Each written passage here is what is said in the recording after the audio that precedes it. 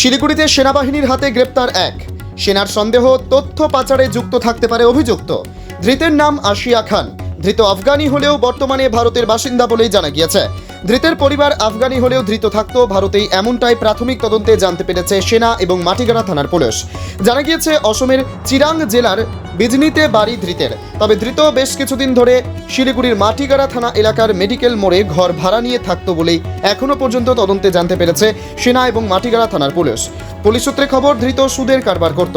অপরদিকে সেনা সূত্রে খবর, গতকাল রাতে মাটিগাড়ার সেনাবাহিনীর ছাউনি 33 ক্রপসের ট্যাঙ্ক চক গেট দিয়ে ভেতরে ঢোকার চেষ্টা করে ধৃত। এরপরেই তাকে আটক করে সেনাবাহিনী। এরপর তাকে তুলে দেওয়া হয় মাটিগাড়া থানার পুলিশের হাতে। দীর্ঘক্ষণ তাকে জিজ্ঞাসাবাদ করার পর মাটিগাড়া থানার পুলিশের হাতে তুলে দেওয়া হয়েছে সেনাবাহিনীর সন্দেহ যুদ্ধ পরিস্থিতিতে তথ্য পাচারের কাজে যুক্ত থাকতে পারে ধৃত, আর সেই কারণেই তাকে শিলিগুড়ি মেট্রোপলিটন পুলিশের হাতে তুলে দেওয়া হয়।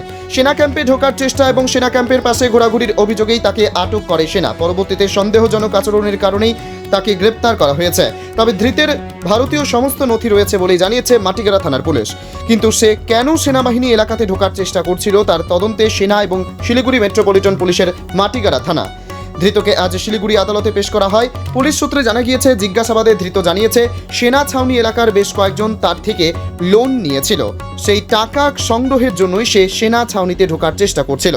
সমস্ত কিছু খতিয়ে দেখছে সেনাবাহিনী এবং মাটিগাড়া থানার পুলিশ।